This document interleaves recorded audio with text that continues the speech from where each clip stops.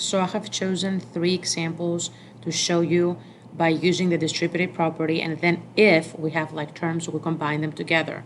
Starting with the first one all the way to the left, you can see there's a factor of -3 outside, and then in the parentheses, it's what we call a trinomial.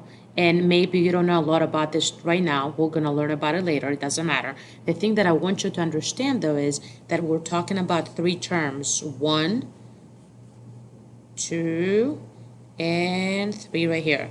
So because you're multiplying one factor outside times 3, you should be getting at the beginning 3 terms. So let's get started.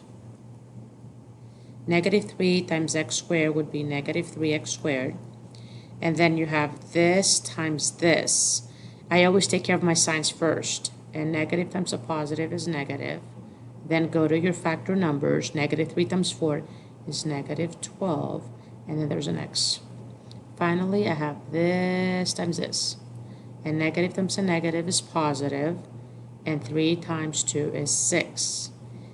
I'm looking at my answer right now, and it looks like I don't have like terms. So this is my final answer. Going to problem number 2. Here I only have numbers, and some of you might be wondering, can we just use maybe PEMDAS? That is, it's telling us parentheses first. Yes, PEMDAS will get you to the same answer, but you can always do distributive property also. Again, 1 times 2 should be giving you 2 terms to begin with. So at the beginning you have 5 times 9, and then you have 5 times -6. 5 times 9 is 45. A positive times a negative is negative. And 5 times 6 is 30. The subtraction gives me the final answer to be 15.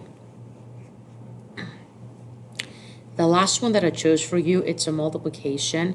And yes, you can use your calculator, but you can also actually make this a little bit easier for yourself, and you can do it without using a calculator. This is one advantage of using the distributive property. So the 24, I'm going to break it down to 2 numbers that are easily in my head to work with. 20 plus 4. I'm going to put that in parentheses, and then my factor 4 is going to be outside here. So this is distributive property, even though the factor is not to the left of the parentheses, like examples 1 or 2, but it's on the right. It doesn't matter. We're still doing the same thing to move on. So here we go. Let's start. We have 20 times 4, and then we have 4 times 4. Where 20 times 4, it's easier to do it in my head, so that's going to be an 80. And 4 times 4 is 16. Therefore, the final answer to this problem would be 96, and I didn't have to use a calculator. That is an application of the distributive property, working with bigger numbers.